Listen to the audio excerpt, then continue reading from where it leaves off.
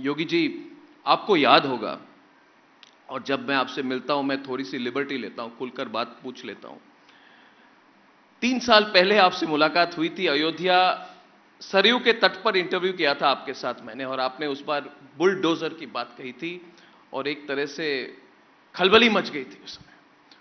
और मुझे भी तब पता नहीं था कि बुलडोजर शब्द से इतनी खलबली मचती है, मगर एक तरह से लगा कि इलेक्ट्रिसिटी आ गई ऑडियंस में, मुझे नहीं पता था। उस दिन मैंने देखा तो सरयू तट पर जब इंटरव्यू किया था आपने बुलडोजर पर खुलकर बात की थी। और योगी जी, मैं आपके करियर, आपके पर्सनैलिटी और आप जो बात कहते हैं उसको बहुत क्लोजली फॉलो करता हूं। मुझे नहीं लगता कि आप ऐसे ही बोल देते हैं। लोग कहते हैं Yogi ji spur of the moment में बोलते हैं, मैं कहता हूं कि योगी जी हर वक्त सोच के बोलते हैं। जैसे विधानसभा के अंदर जब आपने कहा कि माफिया को मिट्टी में मिला देंगे, तब आपने किया भी, और जो आप कहते हैं आप करते भी हैं।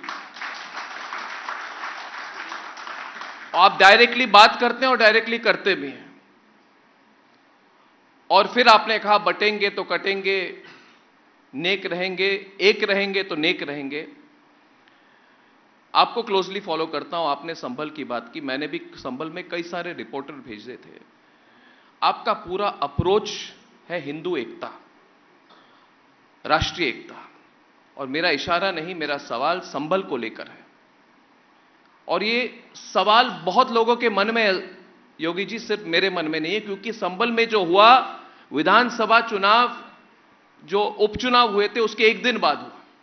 और सवाल मेरा यह है कि जो संभल में हुआ वो न्यायिक व्यवस्था को रोकने की कोशिश थी या फिर योगी आदित्यनाथ को रोकने की कोशिश थी, जिन्हें एक दिन पहले उपचुनाव में बहुत बड़ी जीत हासिल हुई थी। क्या न्यायिक व्यवस्था को रोकने की कोशिश थी योगी जी, या आपको रोकने की कोशिश थी? देखिए, क्या आपके पार्टी को रोकने की कोशिश थी? देखिए, एक चीज हम बात नोट करें जी। जो लोग देश के अंदर संविधान की पुस्तक लेकर के घूम रहे हैं या संविधान की दुहाई दे रहे हैं, इन लोगों ने बाबा साहब डॉक्टर भीमराव अंबेडकर जी के द्वारा बनाए गए संविधान की सबसे ज्यादा अवहेलना की।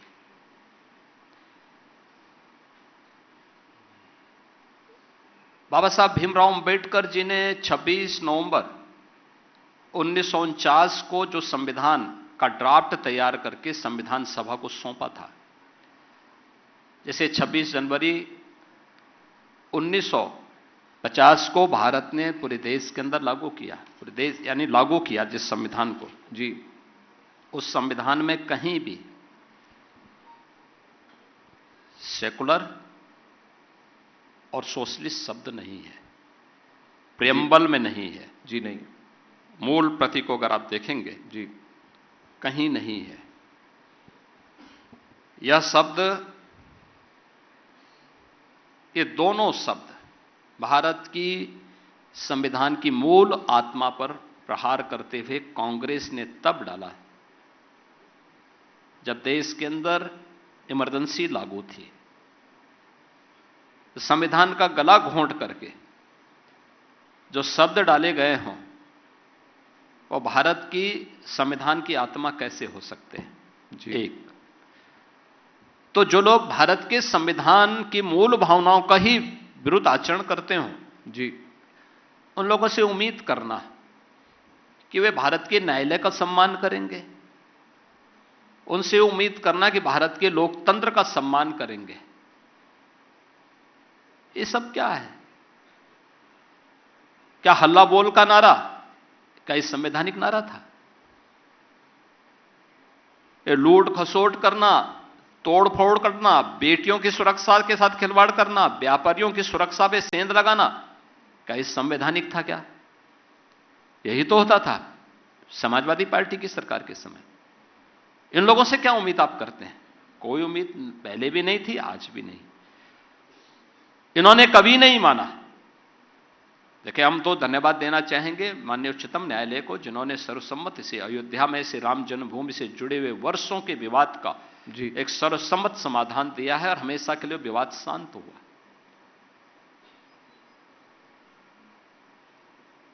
वहां पर सर्वे का आदेश भी संभल में माननीय न्यायालय ने दिया। बिल्कुल, केवल सर्वे होना था, बिल्कुल, कोई भी अन्य नहीं। और ऐसा नहीं कि 19 को सर्वे हुआ, 21 को सर्वे हुआ, 24 को सर्वे होने जा रहा था। 24 को जिस तरीके से वहां पर फिर शरारत की गई, जिस तरीके से माहौल खराब किया गया 24 नवंबर को, ये सबके सामने आया। देखिए, हिंदुओं की सहनशीलता देखिए आप। भारत के अंदर अगर आप पुराणों के कालखंड को आप देखेंगे तो 5000 वर्ष से लेकर के 3000 वर्ष का जो कालखंड है, लगभग 2000 वर्ष के दौरान भारत के अंदर अलग अलग पुराणों की रचना हुई। श्रीमद् भागवत महापुराण 5000 वर्ष पहले भगवान वेदव्यास ने रचा,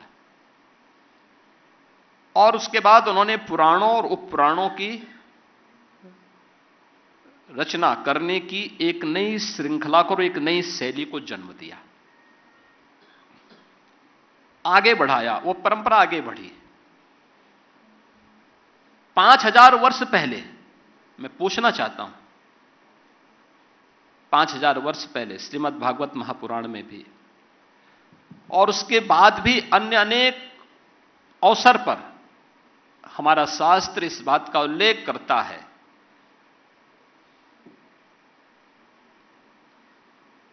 कि संभल में श्री हरि विष्णु का 10वां अवतार कल्कि के रूप में अवतरित होगा। तिथि इस पहले से तय है, ये सब कुछ पहले से उल्लेख है। मैं किसी मत और मजहब के खिलाफ नहीं हूं। अगर किसी की पहले से चली आ रही उपासना स्थल है, उसका सम्मान करता हूं, लेकिन हां, मैं इसका विरोधी हूं कि किसी के भी उपासना स्थल को तोड़ करके कोई जबरन अपना स्थल बनाने का प्रयास करेगा तो उसकी निंदा होनी चाहिए और उसके खिलाफ खड़ा होना चाहिए।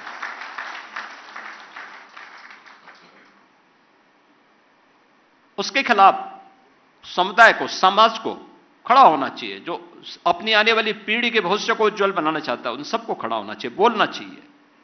क्योंकि न्याय का प्रतिकार नहीं करोगे तो न्यायी सबका शोषण करेगा एक दिन। संभल के बारे में सारी चीजें पहले से तय हैं। आज आप देख रहे होंगे कैसे एक एक करके वहां पर संभल का इस्लामीकरण हुआ, कैसे वहां पर पूरी तरह एक एक चिन्ह नष्ट किए गए। हिंदू विरासत से, सनातन धर्म की विरासत से जुड़े हुए स्थलों को कैसे नष्ट किया गया, तालाबंद कर दिया गया, कुएं पाट दिए गए, बावड़ियां पाड़ करके घर बना दिए गए, सब कुछ कर दिया, कंक्रीट लगा दी गई। और लगातार वहां दंगे होते थे, कोई सरकारें नहीं बोलती थी। 1947 से लेकर के 2017 के पहले तक 209 हिंदुओं की हत्या हुई। 1976 में 8 हिंदू निर्मम रूप से मारे गए और 1978 में 184 हिंदुओं की सामूहिक हत्या हुई। एक भी दरिंदे के खिलाफ कार्रवाई नहीं हुई, एक के खिलाफ भी कार्रवाई नहीं हुई। और उसके बाद भी लोग शांति के पैगाम लेकर के घूमते हैं। यानी गरीबों के घर उजाड़ोगे, हिंदू बेटी और हिंदू बहनों की सुरक्षा में सेंध लगाओगे और तब भी शांति का पैगाम लेके घूम रहे हो। हिंदू व्यापारियों के प्रतिष्ठानों पे कब्जा करोगे, हिंदू धर्मस्थलों को नष्ट करोगे और तब भी शांति के पैगाम के दूत बनकर के घूमते हो।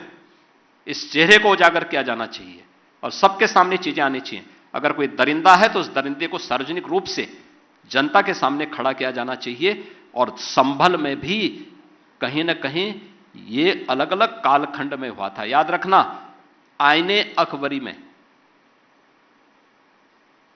इस बात का उल्लेख है। मीर बांकी ने, यानी मैंने पुराणों की बात तो कही जी, ये तो आईने अकबरी हमने नहीं लिखी, ये अकबर के समय का ग्रंथ है। बाबर की खानदान का या उनका एक नया शासक था, उसने इस बात का उल्लेख किया कि 1526 में मीर बाकी, ये वही दरिंदा है जिसने अयोध्या में राम जन्मभूमि के मंदिर को अपवित्र किया था 1528 में, और 1526 में संभल में श्रीहरि विष्णु के 10वें अवतार से जुड़ा हुआ श्रीहरि का जो मंदिर है, उस मंदिर को तोड़ करके उसके ऊपर एक मस्जिद नुमा ढांचा खड़ा करने का काम किया था। मैं पूछना चाहता हूं, इनके पास 500 वर्षों से अधिक का इतिहास नहीं, और मैं कहता हूं मेरे पास 5000 वर्ष से पुराना इतिहास है। मैं प्रमाण दे रहा हूं। प्रमाणों की चर्चा होती है तो क्या इस पे चर्चा करेंगे? नहीं कर सकते। योगी जी एक अनुमति दें। हाँ। ये कहते हैं पुराने विवाद हैं, पुराने विवादों पर ताला लगा दो। इनका कहना है कि वे पुराने विवाद हैं। फिर कहते हैं प्लेसेस ऑफ वर्शिप एक्ट है, तो कह रहे पुराने विवादों पर को बंद करके रखो, इनको फिर से खुरेदने की जरूरत नहीं है। तो उनको आप क्या कहेंगे योगी जी? देखिए, पुराना जख्म